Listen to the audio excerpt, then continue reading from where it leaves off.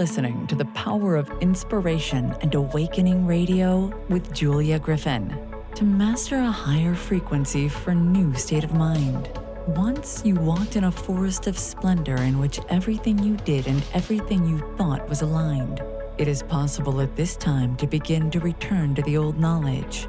Intuitive healer and manifestor Julia Griffin is here to talk about this unique time in history when all sentient beings, animals, plants, trees, and the earth are intent on creating this change.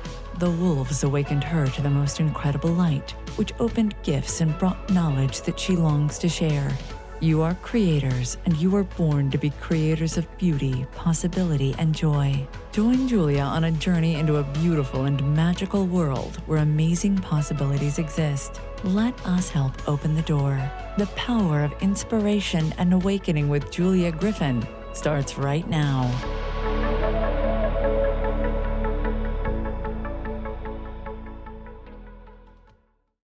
Hello, everyone. I'm Julia Griffin, and you're listening to The Power of Inspiration and Awakening on Transformation Talk Radio. Stay with us for the next hour, and let us help you experience a higher vibration and a new state of mind. We have a wonderful guest today, Lisa Barnett, who will help you raise your state of mind because she's going to tell us about the infinite wisdom of the Akashic field. Let me tell you a little bit about Lisa. She's the author of the book, Akasha, Spiritual Experiences of Accessing Our Soul's Plan and Infinite Intelligence, a book in the Common Sentience series. She's the founder of the Akashic Knowing School of Wisdom, where she specializes in teaching you to access personal soul wisdom and guidance to transform your life while working directly with your soul's plan and finding out how to receive support from the Akashic record keepers. We're going to ask her about those record keepers so that you know more of that. She's also the best-selling author of Your Soul Has a Plan, Awaken to Your Life Purpose, The Infinite Wisdom of the Akashic Records, and From Questioning to Knowing, 73 Prayers to Transform Your Life. For those of you who become deeply interested in this and want to use the Akashic Records to change or create a life change or get out of patterns, Lisa offers Akashic record readings and quantum healing sessions to clear old soul contracts, heal trauma, release karma, and vows, helping individuals align with their soul's truth. And you can find Lisa at akashicknowing.com, and that's AKSHIC knowing.com. Welcome, Lisa. I'm delighted to have you. Thank you so much for being here. Oh, thank you, Julia. I'm so pleased to be here with you today. Okay, can you tell our listeners just a little bit about your book, maybe a paragraph or two, so they know where we're going with our talk? Absolutely. So let me just do the little what the Akashic Records are to get us on that same page. So everyone has an Akashic record. And what it actually is the recording of your soul's journey through all time space continuum. So from the moment you individuated as a soul from source, your soul went on an infinite journey, and everything you do, every place you live, every life you have is energetically recorded in the vibration of the Akasha, which is it translates in Sanskrit to ether or sky, and it is part of source energy. It is part of the quantum field, and so it is actually accessible to us for our own soul growth and learning. So my newest book is called Akasha, and that is really about the records, about a lot about what we plan as a soul, which we'll dive deeper into in this conversation. Before you embody, we make a whole plan because we really are kind of interestingly soul-driven beings of light. And so we want to get a lot done. We want to learn and grow. We want to support other people. And we put all of this into our soul plan. And in this book, Akasha, there are 20 beautiful stories that people had submitted to us about their experience. So it's really fun to see the profound shifts they've experienced from receiving information and being in their own Akashic records, as well as in the book, I share my 5-step wisdom prayer system to literally teach you how to access your own Akashic records. And that's also exciting. It's very much new age. One of the things I was thinking when you're talking, everything we're doing, like I'm talking right now, you're talking right now, it's all a frequency. And it's like a frequency is being recorded on those old vinyl records. It's an actual recording of all the frequencies that we've ever emitted since we've been here. Right, and that is the recording, right? So Yeah. it is in the Akasha, the field of the Akasha, and so it's there for us to access, and really part of the gift that I've been given by the Akashic record keepers is a energetic key in the form of a sacred prayer that allows us to play that recording of who we are, to access that library, if you want to look at it that way, as a big library, access all of those books that have been written, recorded energetically in the Akash about your lifetimes here on Earth and other realms, lives in between, other dimensions, because we're truly infinite and ancient souls. And we're going to come to that. I was going to say, when you were talking about that, I remember one time dreaming about it, and there was an angel with the giant, or it looked like an angel, a divine being, yes, with a giant book. And I realized I could read like forever, backwards and forward. And then there was this stream of really pure light that came in. And I thought, oh, when you're beyond it, you're in that river of light. That is, yes, so beautiful, and really it is profound, because you are in that vibration of just pure love and light.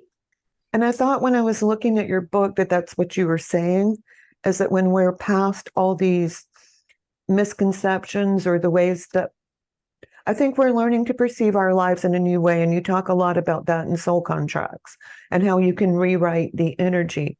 And as we rewrite that energy, we move into that stream of very pure light. Right, absolutely. And so that is why it's very useful to us, and really very profound when we dive into our own Akashic records, and we can start to understand the big picture of who we are. Because as humans, we often get stuck in the energy of things like shame or blame or guilt, right? Sadness or anger, feeling that great loss or abandonment.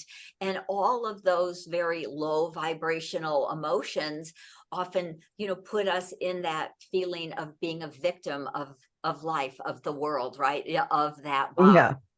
And so when we access the Akasha, we're moving out of that box into this huge, expansive, high vibe energy of love and wisdom and guidance from your soul. And it really transforms our lives, because we can understand who we are in so many different levels and layers, because it starts to make sense. Yes, right. Clients often come to me and they say, why would I have picked this this abusive family, or why would I have picked this really dysfunctional family? Why would I do that? And, it's interesting, because we do it for not just one reason, but really many reasons. And part of it is because we truly want to be of service to some of these people who might even be soul family members. And we want to help, maybe see if we can help move them out of the dysfunction, or wake them up to let go of some of their addictive patterns or their abusive patterns, because they can feel the love that we are sharing. So, we often come in and choose these really hard lifetimes because we want to be of service, as well as sometimes we also have karmic patterns that we want to complete. We want to learn and grow from some of those challenging experiences also. I know my great grandmother and my father, I spent many, I'd say at least 4 or 5 lifetimes with them. And I know part of it is I wanted to see them again. Yes, yes, yes. Yeah. That's a I huge wanted the one. familiar feeling. Right. Um, so I would venture to say that they are part of your original soul family. So let me explain a little bit about that. That would And be wonderful. yes, so when we originally individuate from source, and as just before we go on that soul journey, we come together as a small group of souls who are brand new souls.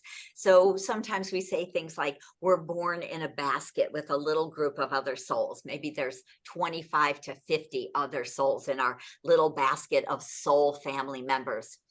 And these souls, these family members, go on journeys. We travel around together. When we come to Earth, often we decide to be in the same human family. So they might be your mother or father or grandmother or brother or sister or child, right? It could be anyone in your family.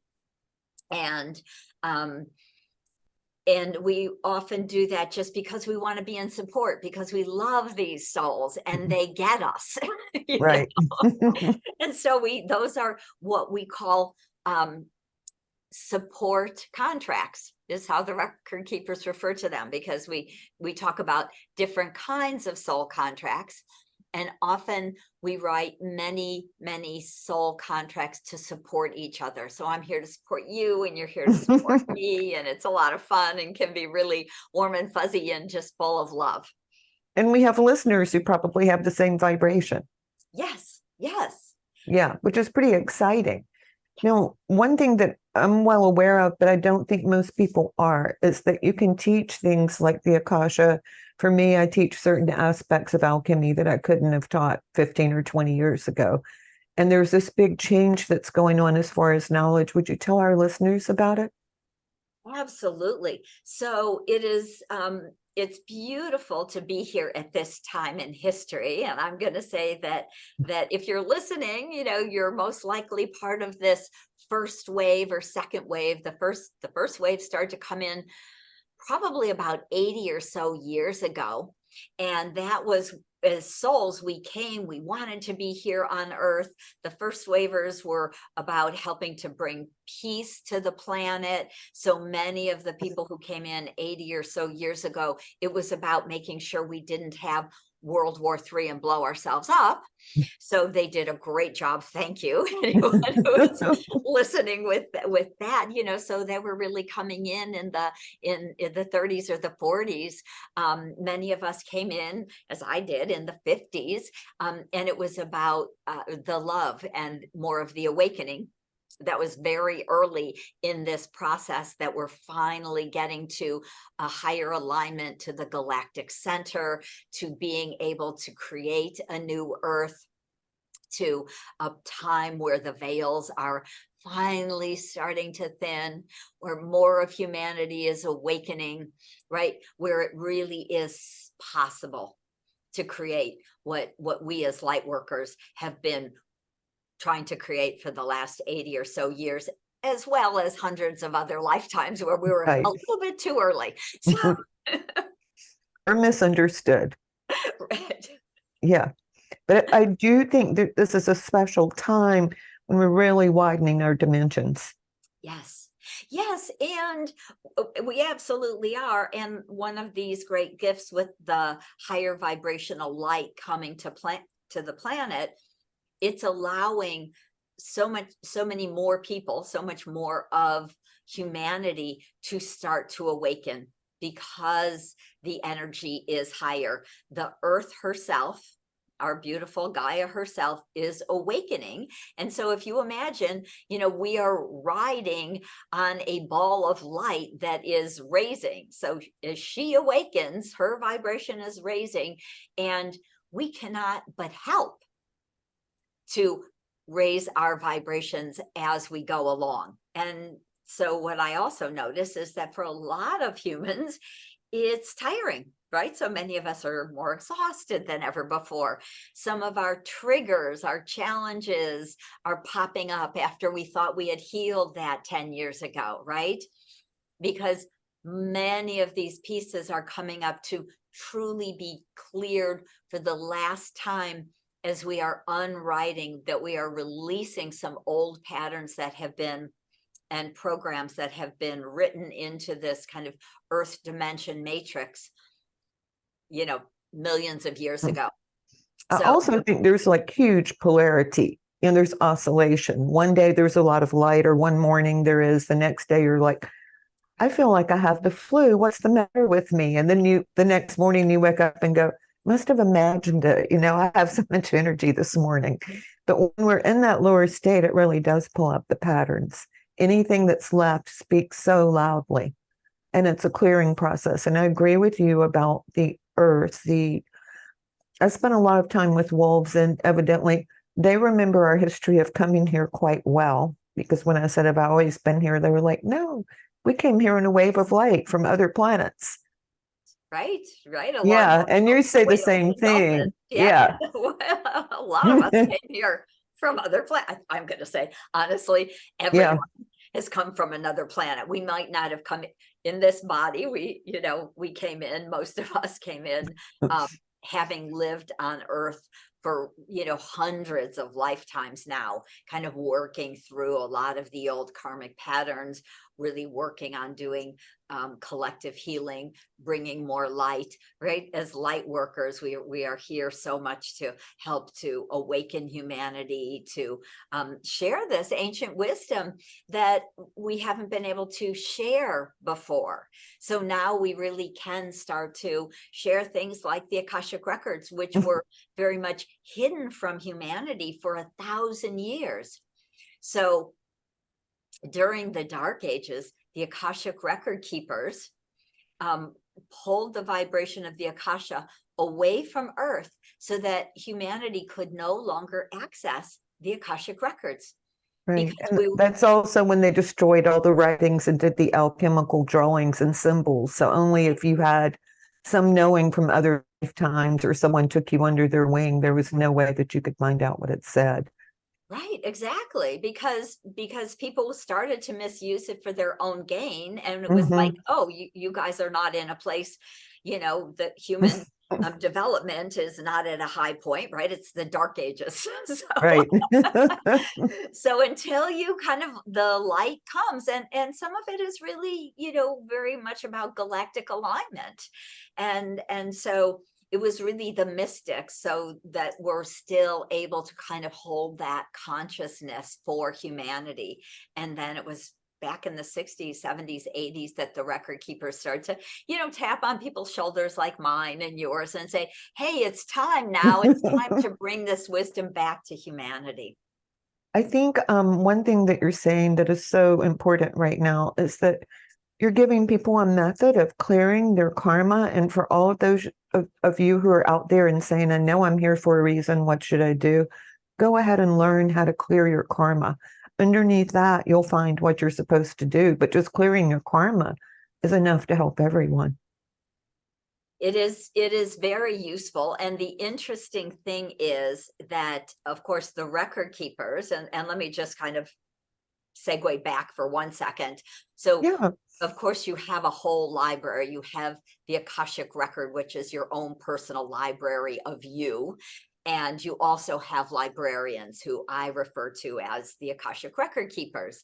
And there's a team of them, and they are only in service to you. So you've got your own big library, your own team of record keepers, of librarians.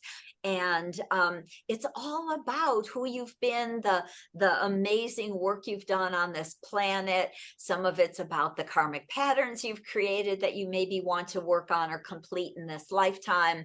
Again, really, we talk about that in Akasha, in the book, because I really want to give you so many steps, as well as guided visualizations and tools to help you to clear some of these karmic patterns and to work through some of this. So There's a beautiful forgiveness prayer that the record keepers gave me many years ago and is in the book too. And that really helps to release karma really easily because it brings us into a space of consciousness, compassion, forgiveness, a greater expanse of energy.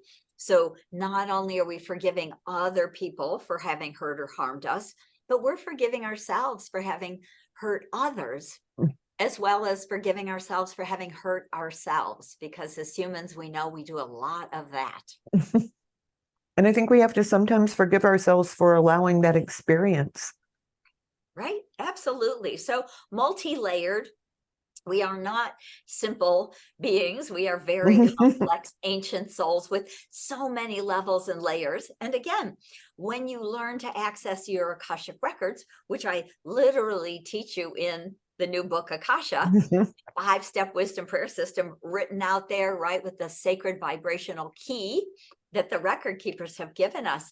And you can start to access that, use this vibrational key to start to open your records and expand your heart and feel this pure energy of unconditional love.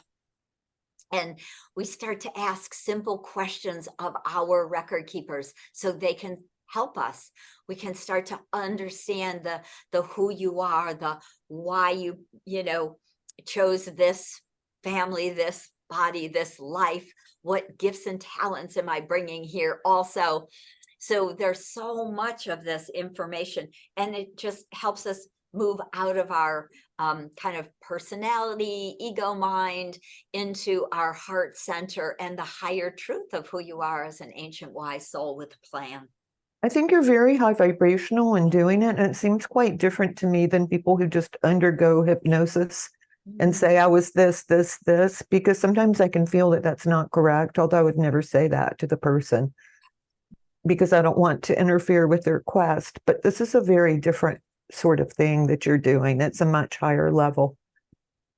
Yes, it's so, it is so beautiful because we are really energetically accessing the Akasha, and we are inviting our record keepers to encircle us in this pure energy of divine love. And it really, as we do this, we surround ourselves in this column of Akashic light and love, and it raises our vibration.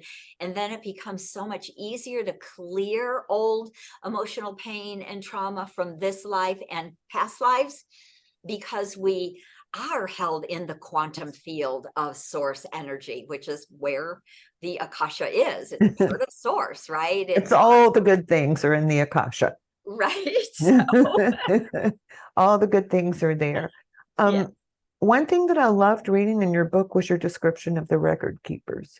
They're very kind, gentle, loving beings that want the best for us, not angels, but Right. So it's always been interesting, of course, as long as I've been, teaching over the last 25 plus years. Of course, my students always say, who you're talking about? Who are the record keepers, right? Are they angels? Are they ascended masters? Who are they? So I love to share that. And because it is important that they are pure source energy themselves.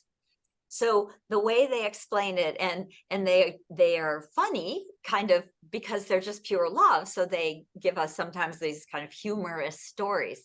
And so they say that when we individuate from source, we sometimes go off on a different kind of quest. Many souls, might go off and travel to a galaxy, to a planet, to a place, to learn to experience that life. And some of us might go into this huge library. So I like to imagine it, as this jumbo library, like you were in New York City, and it's, a whole square block, and you go in this phenomenal library, and there's, billions of books, and you start to study and you start to read and you love it, and you stay. So you're pure source energy. You're a brand new soul. You're learning and you're growing, and you're choosing to stay in this library and learn and actually become an Akashic librarian. So the Akashic record keepers, these beautiful librarians, are pure source energy. They've never been human, which is important. That means they have no opinions, no judgments, no attitudes or triggers, right? They're filter free. Mhm. They're pure love, and they've really come to be that for you. And so ascended masters, of course, have gone through the whole cycle that we're in the process of going through. They've been human, they've awakened, they've Right. ascended, right? They've had lives and often, beliefs or judgments. When our ancestors come in, of course, I love to connect to our ancestors, but again, they're still very much of the human realm. They And definitely have opinions, I would they say. definitely have opinions. And so the blessing is that the record keepers have no opinions. They have no judgment. They're purely here in service to you, and they just want to be that for you. So I love it. And again, they want to connect to you. That's their work, right? So they're like, come talk to us. Let us support you. Let us share wisdom with you. Let us help you release old karmic patterns or ancient vows that no longer serve. And let's circle back to what we were saying in the beginning. When we're living in an oscillation, a time of oscillation, when we go up and down, any positive source that we can find that takes us way up, it's probably something we should embrace. Just my thought on that. I'm in 100% agreement, of course. And that is why the record keeper said to me so many years ago, they said, this is a path to awakening, because it is a path to really immense understanding of souls, of our journeys, of the way we, kind of work in these multi dimensions. And it's about raising your vibration to access this wisdom and to see the world in a new light, and eventually with that process to awaken. And so learning to access your own Akashic records is really a profound process. And we're going to take a break, but when we come back, we're going to talk about soul contracts, relationships with other people, and how you can get through some of this, because one, it's fun. Two, it makes so many things in your life make sense. So we are going to go ahead and go to break. We're with Lisa Barnett. We're talking about her new and fascinating book, Akasha, Spiritual Experiences of Accessing Our Soul's Plan and Infinite Intelligence. And she's telling us how we can learn to use it for ourselves. There are details in her book, and we're going to discuss more of them when we come back. We'll be right back.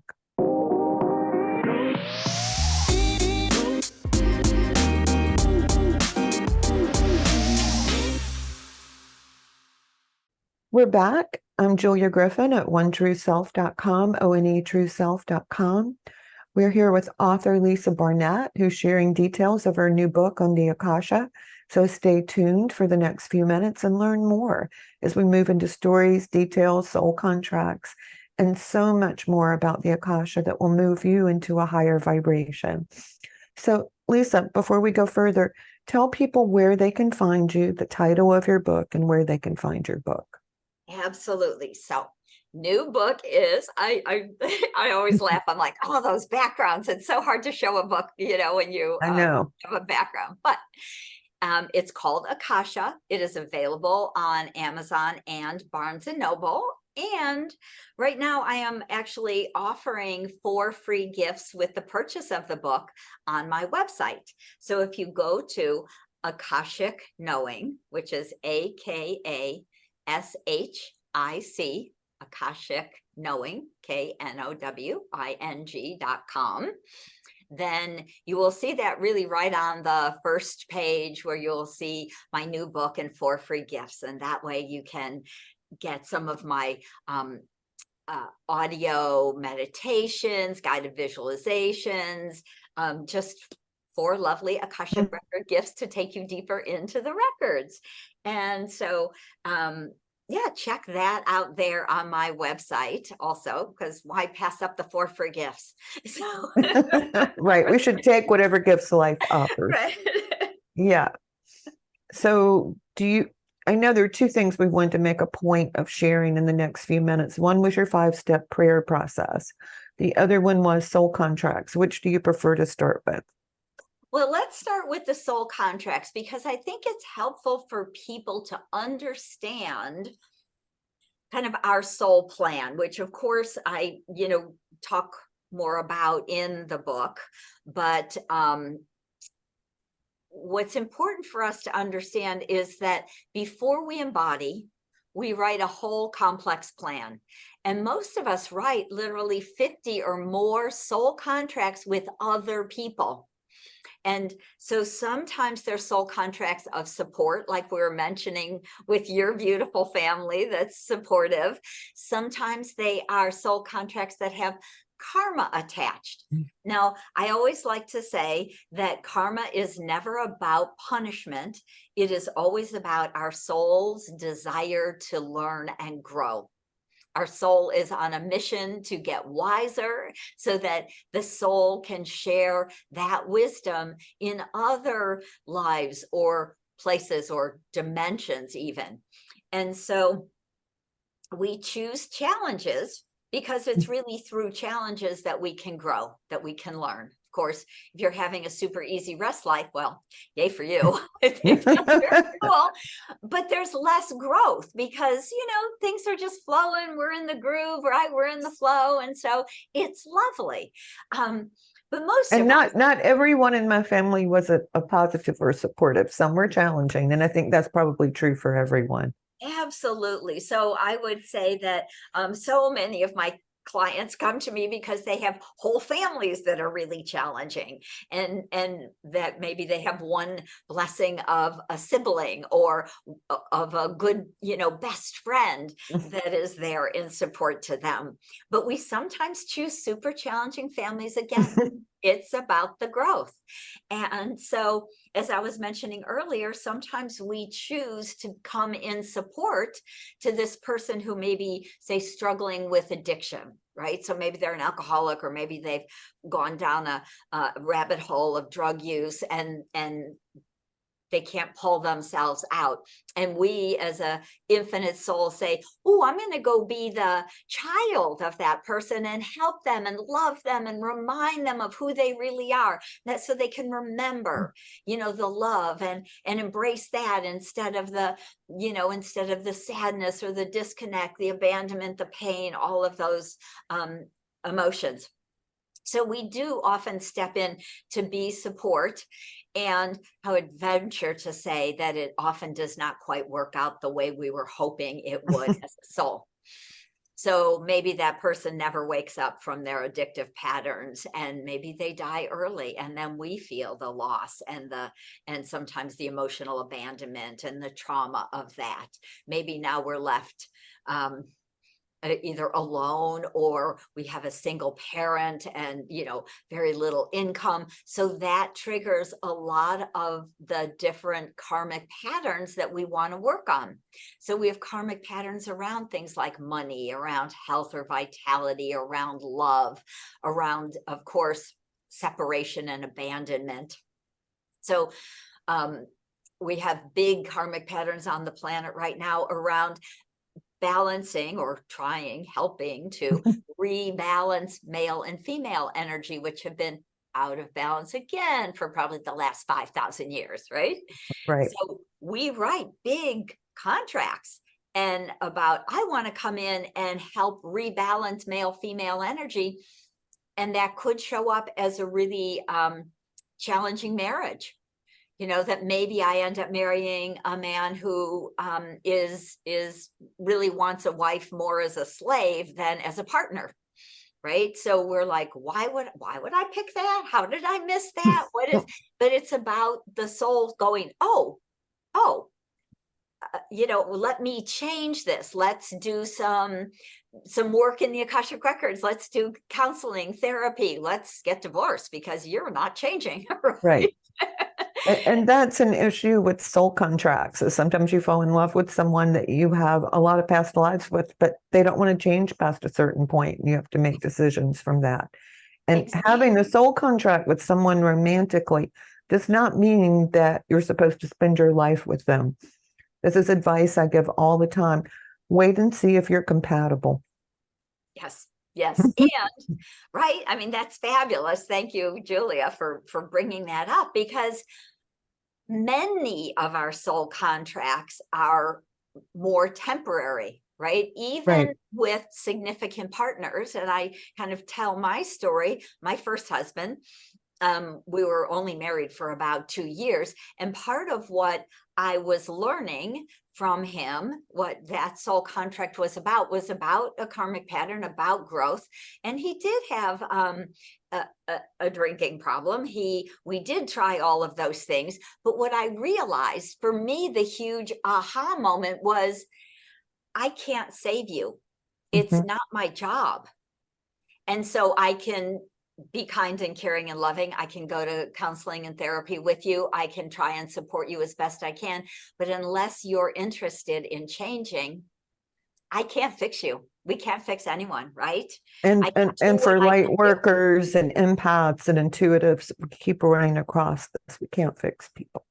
You can't. And so for me, this is, 30, almost 40 years ago now. For me, it was a great blessing in disguise, of course, Mhm. because doing the work that I do, right? Just like you, Julia, it's important for us as light workers to realize we are not here to save humanity. We are not here to fix everyone. We are here in loving, compassionate support as teachers, as, wise ones, to share our gifts, where I can share the Akashic record, 5-step wisdom prayer system, and you have your teachings that you teach. And and it's for us to be able to do it that way without taking it on and taking on the pain and feeling like, we failed because we didn't save that person.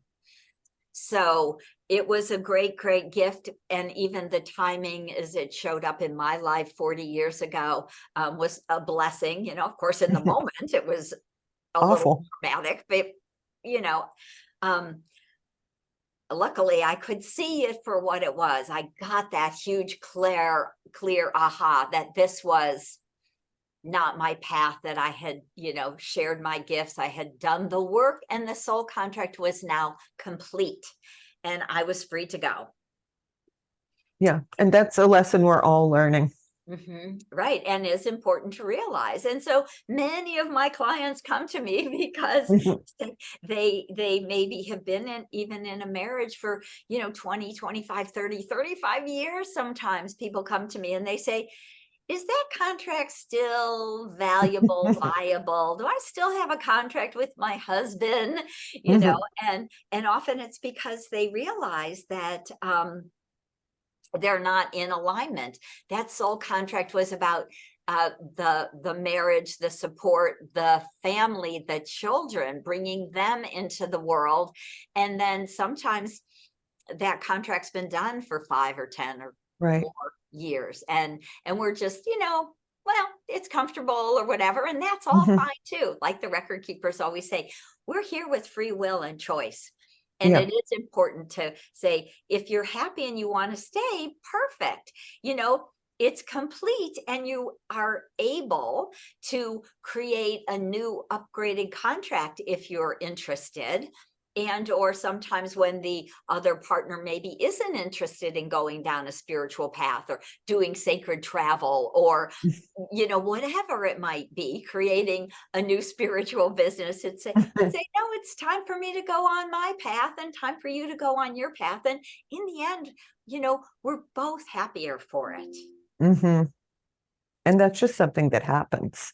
And Right. so if anyone is blaming themselves for a relationship not working or someone not growing, they have a right to make a choice too. Right. And sometimes in hindsight, we realize what a gift it was. And of course, to me, when you start to learn to read the records for yourself, then you can read about my 5-step, and it's right in here, sacred energetic key and all so that you can really learn to do this. And we start to access the records and say, do I still have a soul contract with this person? Is there still something to learn? Is there still a lesson? Is there karma to finish? Are there, patterns to clear? How can I understand, say, this relationship, this soul contract? How can I understand it more deeply? And what can I heal? What can I know? So we can move on to the next highest and best next step for us. And I think sometimes too, when you can remember or you have help recalling a past lifetime and you understand what has happened, it starts to all make sense. Right. Absolutely. So again, because as you and I were briefly sharing, when we start to learn how to go outside of time and space in the Akashic records, because quantum field, no time space. And I like to imagine it, and I talk about it and teach it, kind of like just imagining like a golden railroad track. And as you go, you can hop back to a lifetime, say maybe 400 years ago, where you were killed for being a healer, and you can actually clear and release a lot of that emotional pain and trauma that keeps you afraid of teaching what you've come to teach or sharing your wisdom. So, I was going to ask you about that. Yay. Tell us how to do that. Right. So when we go back and we can say, "Ooh, let me clear those past life vows to never share that information again because it got me killed." Right. Well, we can clear the pain, the emotional, physical pain of maybe being hung or burned at the stake or something awful, right? Right. Then we clear it 400 years ago, and then we shifted the energy in that life, and then we can bring it up that golden railroad track right into this time space, right into your body now, the healed energy that's now free of the trauma, that's free of the vow never to step out there, never to be seen, never to speak about my psychic gifts or my energy, energy healing abilities. I think that's like the next step in the balance between men and women, is women giving up that fear of expressing themselves and being seen on a psychic spiritual level. Certainly they've done it in business, but that's nothing like the world of the heart. I agree. It really is important for us to do that, to be able to step into our power. So women have for so long felt like power was a nasty word, right? We see men who are in power and they're using their power to get more power, to get more money, to get more charge control. And so we kind of blame power.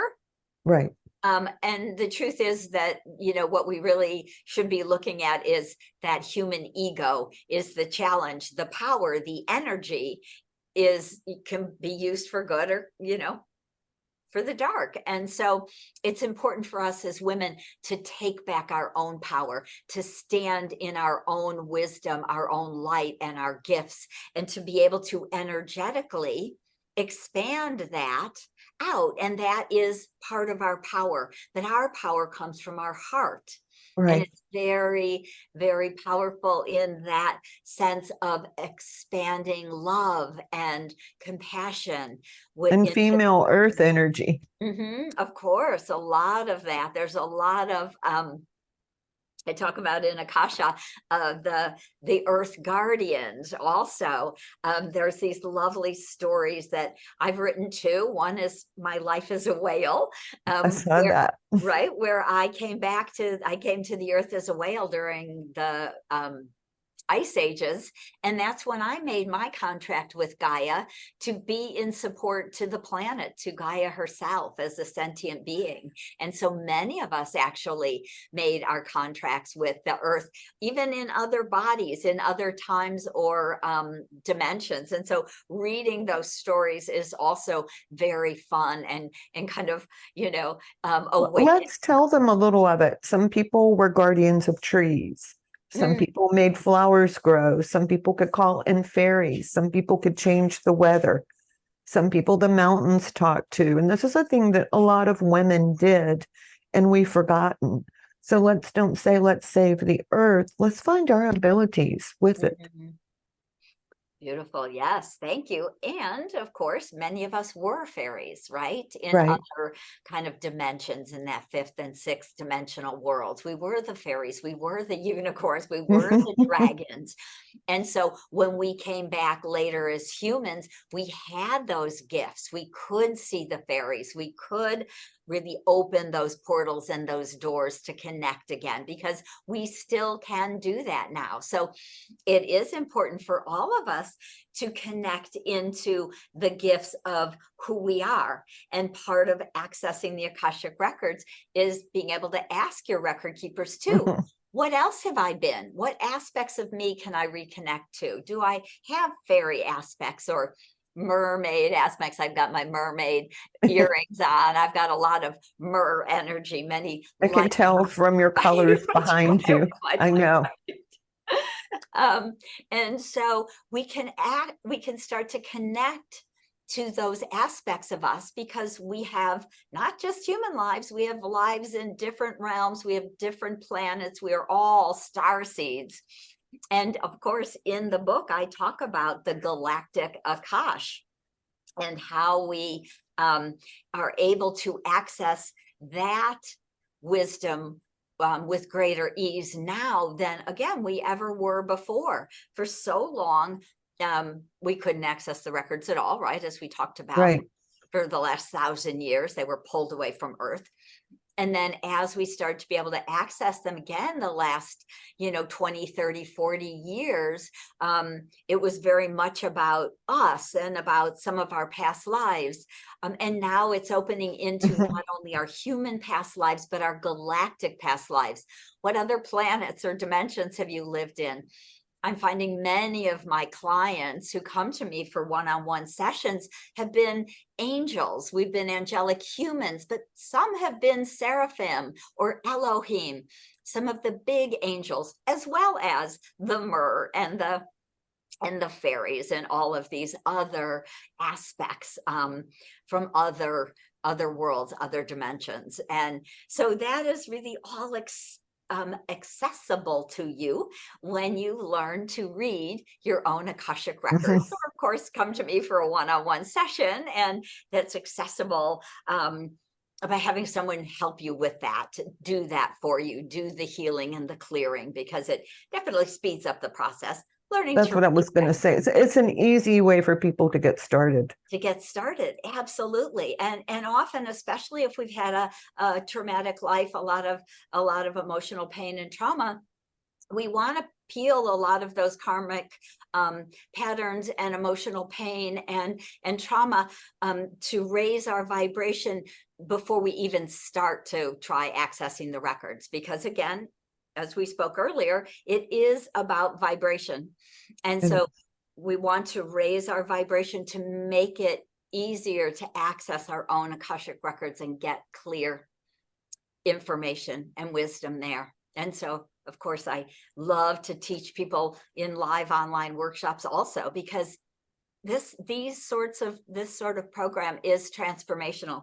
Reading the book Akasha will get you started with the 5-step wisdom prayer system, and then it's so transformational too.